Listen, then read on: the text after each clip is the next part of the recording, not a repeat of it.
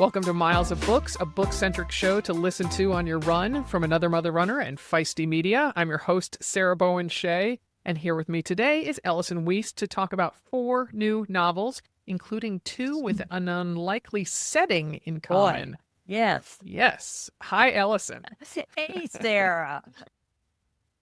Glad to be here again. Let's get started. Yes. Let's jump in because we have numerous books to highlight, Right. including this first one. Got to see if yes, here we go. There it is. Yep. And it is, okay, so now for the people who aren't watching, they're like, come on, Sarah, say it. It's called Go Gentle. It is from the smart, witty author Maria Semple, best known for her 2013 novel, Where'd You Go, Bernadette? I can't believe it's been 13 years since that novel came. Right, yeah. And 10 years since she's published a novel. That was, wow. Yeah, Wow. yeah. Where does time go? Yeah, that's exactly right. Exactly right. But this one, I love it because one of the things that kind of cues you in that you're in a Maria Semple novel is the name of the heroine, and that is Adora Hazard, who is a 40-something divorcee with a very feisty, see how I did that, a teenage daughter, and they live in a very nice old war apartment in New York City. And she is a stoic. And Andor is not only a stoic, but she is the moral teacher for twin sons of a couple who comes from very, very old, very, very lots of money. And that's her job. And life is just cruising along. And then suddenly she meets this mysterious, handsome stranger who sort of draws her into some intrigue around a piece of art. He may or may not be with M5 or M15, one of those M's. And he's also got a connection to a very upsetting, and upsetting's the least of the words for it, Me Too incident that happened to Adora about 20 years earlier when she was a comedy writer out in Los Angeles. So that part is, you get to it about a third of the way into the book where she goes back and revisits that. And that was one thing that I had a little bit of issues with, because you don't really understand how that's going to play into the rest of the novel, but it does. So that's where we are. I would say that compared to Where'd You Go, Bernadette, you can expect that the ending is going to be a little wacky and a little unorganized, maybe. Yeah. You're being tactful. For those who couldn't see, you made some faces there. That's right. That's right. My eyebrows did a thing. Yes. Yeah. So you used the word wacky, and I was going to ask, on a scale of 1 to 10 in terms of wackiness, with Where'd You Go, Bernadette being about a 9, particularly the ending of that novel. Yeah. Penguin! Hashtag penguins, as you just said. Yes. So where would you rank Go Gentle? I would say it's probably, compared to that novel, about a 7. But you are going to have a lot of her, her pitch perfect humor. There are moments where, you just really have to kind of snort and laugh. But at the same time, the ending, like Where'd You Go, Bernadette, is a little confusing. It came on hard and fast for me. Other readers may have a better time with it than I did. Okay, sharp left turn. Okay. Yeah. And so in doing some research for this episode, I turned up what was news to me, which is that Maria Semple used to write for TV shows like Mad About You, Ellen, and Arrested Development. Yeah. A show that still continues to crack me up so hard. Well, then you'll like that, because the New York Times this morning, the reviewer of Go Gentle, said that Adora's mother in this book reminded him of the Bloom mother. Oh, love her. Yeah. Oh my goodness. But you buckled up and you were along for the ride? Yeah, I was. I just feel that at the end it was sort of like a 13 ingredient cookie where she was throwing a lot of different things into the pot, and Uh-huh. it took her a while to settle down. I was placated at the end, Uh-huh. but there were some moments there where I really had to, buckle up, as you said. Uh-huh. Yeah, Uh-huh. And trust that the cookie was going to end up being tasty. delicious. Yeah. So, and was it worth the 10-year wait?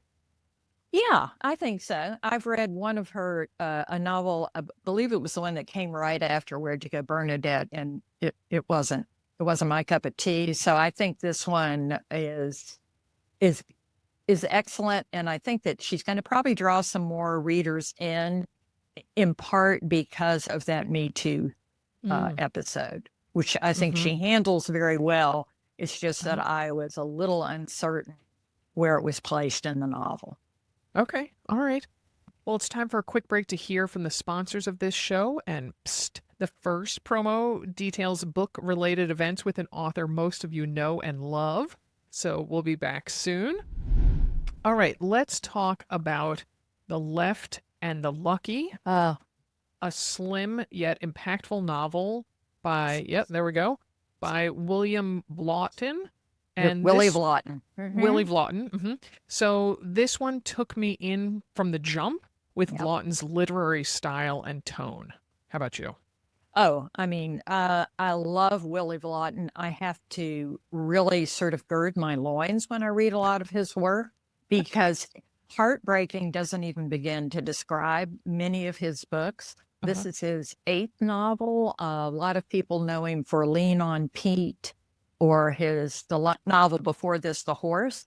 He is an author that, like you say, has just got the literary chops, and yet his characters are just simply so well fleshed out. In this one, we have two main characters. One is Eddie, who's a house painter in his 40s. His wife has just left him.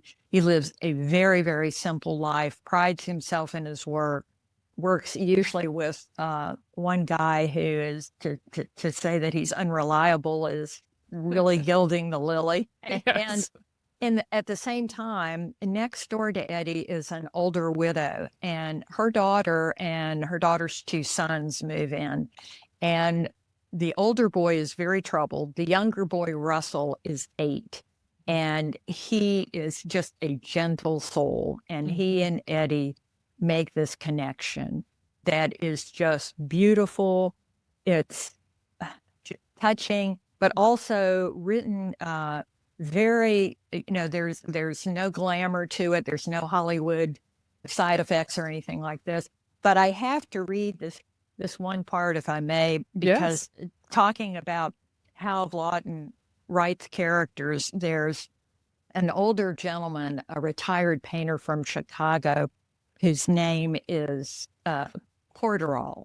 And Corderall liked to make everybody believe that he did the best job. He was the best painter in the entire world, not just Chicago, and that he knows exactly how to live the best life. And so here he is. He sat down to have what he thinks is, he tells Eddie, is just going to be a simple breakfast with him. Of course, Eddie is paying. And he says, unlike you, Eddie, I get up at 4:30. I do my morning stretches and have 3 cups of green tea. After that, I drink 2 large mugs of scalding hot coffee and have my breakfast of steel-cut oats and fruit. No sugar or honey. I read my papers then. The waitress comes up. What sounds good to you fellas? I'd like the pork chop and egg breakfast, Corderall said. Eggs over easy. And can I get that with your country gravy? You can pour the gravy on the chops, eggs, and hash browns. Or if you prefer, give me a boat and I'll do it myself. I'll also take an order of your cinnamon French toast and a pitcher of water. No ice. And I have this voice in my head, which I cannot obviously really replicate, but Corderall is another one of the characters that just makes this book he gives it some levity, which we need because there are some really heartbreaking and sad situations. But it's a beautiful, beautiful book about a beautiful friendship. Yes, yes. As a side note, Ellison, I think we need to have you do more dramatic readings because I didn't realize that you did voices. So well done, you. Well done. We'll see what the audience says. So, I mean, I really love that this novel was set in and around my adopted city of Portland, Oregon. It was one of the reasons I enjoyed Tilt, a novel we discussed last year. That wasn't, I didn't think Tilt was near as good as The Left and the Lucky. Yeah. Yeah. So, I really hope this will bring more people to Willy Vlautin because he deserves a lot more readership. Yes. And now I've decided I'm going to like look really hard at his author's photo and be on the lookout for him here around town. Oh, He yeah. does. Yeah. Yeah. Yeah. He probably hangs out on the Overlook like Eddie does. So do you have a sense? I do love, when you do the, if you like X, you'll love Willy Vlautin. There's an author named Kent Harif who came out with this beautiful novel, Plain Song. Oh, yes. Yes. And he had a couple of books along with that. That's the type of book this is. And I know that Harif had a lot of readers. And so I think if you kind of miss that style of writing, he's definitely, Willy Vlautin is the man for you. All right. Okay. Well, next is All the World Can Hold. There we go. It is by Jung. And as I alluded to in the intro, this is the first of 2 novels set on, of all places, a cruise ship. And when we got copies of these books, Ellison, I like the quizzical look you have on your face. You and I joked via text that last year there were several novels that involved a living woman, not a dead woman, a living woman washing up on remote beaches. So now the 2026 version, what we joked about, of a water-related plot device is setting the novel on a cruise ship. That's right. Luckily, nobody jumps off, and becomes the living woman washing up on the beach. The Venn diagrams do not overlap. Yes. Yeah. That's for 2027. You heard it here, folks. First. So tell us about cruise ship number 1, novel, All the World Can Hold. Yes. And this one takes place on September 16th. This is where the book starts, September 16th, 2001. So we know that that's, 5 6 days? Yeah, 5 days. 5 days after the World Trade Center and 9/11. So that theme and that incident, that horrific incident, sort of colors a good portion of this novel. We focus mainly on 3 people, passengers. One is a girl named Franny, a young woman of Korean descent who is a very, very professional and well-to-do lawyer. She and her husband are on this cruise because they are celebrating her mother's 70th birthday. And that in Korean life is a very monumentous event. And Franny wants this to be a wonderful event for her mother, her brother, and her brother's girlfriend. Then you've got Doug, and Doug is probably late middle ages, and he is on there because back in the day, he used to be a cast member of a sort of Love Boat type show that actually took place on the boat that they are in, on the cruise ship that they were on. And so there's going to be a reunion, like it's about a 20-year reunion that Doug and his fellow cast members will be on. But Doug's memories are not always good of what went on there. He had a lot of drinking and addiction problems when he was on the show, plus he's sort of hiding something that happened. And then the last person is Lucy, who is the only Black graduating member of her class at MIT. And she doesn't really know why she's there because she is in the middle of trying to get a job with this very interesting new company called Google. And wait, say it again. What is it? Yeah, how do you spell that? And her parents expect a lot from her, as does her advisor at MIT. So nobody can understand why she's gone on this cruise. And it's mainly because her roommate, who she doesn't know, was supposed to go with her grandmother. Grandmother couldn't go. Over comes Lucy. So all three of these people have a lot of regrets about certain things, a lot of concern about the future, and their lives, even during this very short period, sort of open up, close up, and take a lot of different turns. Mm-hmm. And the writing is very well. This is her third novel, and the second one that I've read. And I think a lot of people will see themselves in at least one of these characters. Oh, interesting. Mm-hmm. Huh. So, do you have any musings on why the authors might be setting their characters a sail? I mean, is it just to get them kind of isolated from the real world to kind of contain the whole situation? Do you think it's novelty?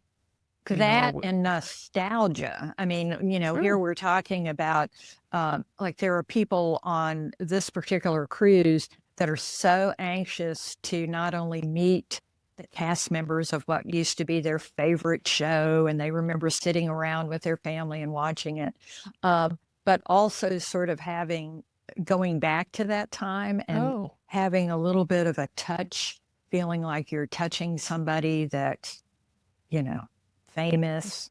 So I wonder about that, but I also think your point about containment is a good one. They can't go anywhere. Right. Right. Although I guess that would be more important if they end up selling the rights to the novel as a movie, because then, to set something, 20 plus years ago, if you're going to make a movie or TV adaptation of it, then you have to make sure all the cars are the right period. Right. There can't be Starbucks everywhere and that sort of thing. So, but that is not important when it is the written word, because then you can control the words and there are no images. Well, except in your head. Also, in this case, you could just use, footage from back then, because they don't, we're still in 2001, although like you say, that was how many years ago? 25 years ago almost. But yeah, it's an interesting, I'm not really sure. Any publicists out there that want to shout out to us, or editors that let us know. And also what makes it like that's in the zeitgeist, that like, oh, okay, hey everybody, I got a great idea. I'm going to set my novel on a cruise ship. Oh, that's a good idea. I'm going to do the same thing. Oh, I'm going to have a living woman wash up on the shore. Yeah, I get that. And some do it better than others, as we notice when we go on to our last book. Yes. Which is so this is the other one that cruises along. It is American Fantasy by Emma Straub, the well-respected author of Modern Lovers and The Vacationers, among other titles. So talk us through that cruise ship novel. This one also is a nostalgia cruise in a way, because picture somebody like, and you may have to help me on this, because Boys to Men reunion, Hanson Brothers reunion. Who are some guys that were big back in the 90s? Menudo, but that would be how about an American Menudo? Yeah, something. We've got a boy band, that was hot probably 15 or 20 years ago. And I think every year they reunite for a cruise, and they invite all of their fans. And, to give you an idea about how hot they were, the cruise usually sells out in less than 24 hours. So it's a very, very big deal. And this gal, Annie, her sister, they were big fans when they were kids, but the sister was the biggest fan of all, and she begs her sister to go on this cruise with her. Annie agrees, and then the sister breaks a leg. Yes. And can't go. Yes. So Annie, and then she pleads with Annie to sort of, please go and tell me how it is, everything like this. Be my stand-in, yes. Right. So Annie does go, and she starts off being sort of like, what the heck have I gotten myself into? I mean, these fans are like, fans, they've got costumes. Yes. They've got posters, they have right, memorabilia, yes, everything. They are everything. ripping posters off the walls, or the cutouts of the band Boy Talk. Yeah, And right, that's the name of it. Isn't that what they're called? yeah, boy talk. Yeah. Boy Talk. Yeah. So yeah, these people are really, really into Boy Talk. Oh gosh, yeah, Yeah. and And so she's kind of it's like, oh, it's too bad my wow. sister's not here. And you meet the different members of the band, two brothers and then two other guys. They mainly focus in on one of the brothers who's really just sort of tired of all of this. And Hmm. he's got an unhappy home life. He doesn't know what he wants to do, but he knows he doesn't want to continue doing these sort of, hokey, as he thinks of them, tours. Hmm. And I think you and I talked about this. There are some really hilarious moments, and you're sitting there half shaking your head at some of the antics that go on. But at the same time, I think we both wish that Straub had kind of gone a little deeper. Uh-huh. Yes. Yeah. So you, well, I'm going to speak for myself that I often steer clear of chick lit. Right. And for this one, I really, really wanted a stronger emphasis on lit. Yes. And, Yeah. I wanted the themes of fame, middle age, nostalgia. Like, I had to really step back and think, what are the themes of this? Oh, their fame, their middle age, their nostalgia. I wanted that to then be explored with more literary aplomb, with more and a more elevated use of language. And, maybe I'm demanding too much. Maybe I'm putting too heavy of a burden on chick lit. But I really like sentences or scenes like the one you read, from the Left and the Lucky. Left and Lucky. Yeah. Mhm. There were very few sentences or scenes that really made me pause and reflect. Right. And, Right. okay, so again, I'm probably missing the point of chick lit. This is literally escapist. They're on a cruise. I mean, maybe that's why cruises are happening, because they're of their very nature, they are escapist. You are away from Right. land, you're away from all the concerns of daily life. But I don't know. I just, not only did I want something really to happen, I wanted it to be more plot driven rather than just cruising along, but also I just wanted lit. I just wanted Yeah. some. She's a very talented writer. She is. Show me your chops, Emma. Yeah. Yeah. Mhm. Yeah. And, in her defense, she also has a bookstore in New York City, Mhm. Books Are Magic. So she's another one of those working authors who Mhm. wears a lot of hats and does a lot for independent bookstores. Mhm. But I felt the same way. I will say that I was pleased with the way she ended the book. She Oh. did not take the easy way out. So Okay. that's something I'll tag on to that. Okay. Yeah. All right. Okay. Okay. But I mean, also, but for people who do like chick lit, Yeah. have at it. It's, Yeah. it's a fairly clever conceit, so that it reflects somewhat on, things that are important to you as a teen. Are they still important to you in middle life? Those sort of things. But I feel I had to kind of think of those things rather than the words actually leading me there. So Right. anyway, yes. All right. Well, thanks for joining us, folks. Please let your friends and running buddies know about the podcast, the Another Mother Runner podcast, and the whole family of Feisty shows. Miles of Books is a production of Another Mother Runner and Feisty Media. For more on Feisty and our other shows, events, workshops, and Feisty Fest, visit feisty.co. That's feisty.co. And Ellison, I always love talking about books with you, so thank you for Back joining. at you. Yeah. All right. Okay. Bye-bye. Bye-bye.